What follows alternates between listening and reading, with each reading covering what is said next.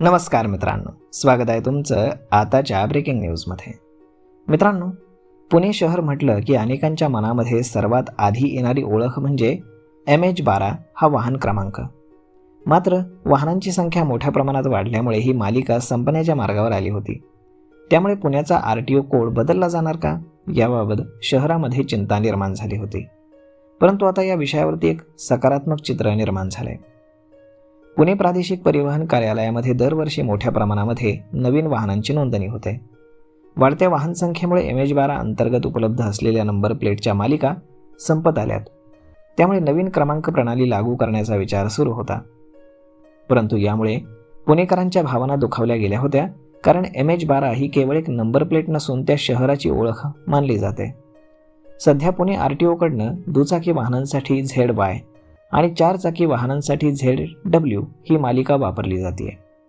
पुढे ZZ ही मालिका पूर्ण झाल्यानंतर 2 अक्षरांच्या सध्याच्या पर्यायांचा शेवट होणार आहे.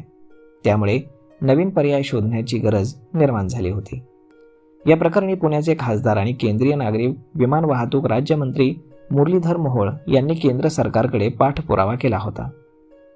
त्यांनी केंद्रीय रस्ते परिवहन मंत्री नितीन गडकरी यांची भेट घेऊन पुणेकरांची भावना मांडली.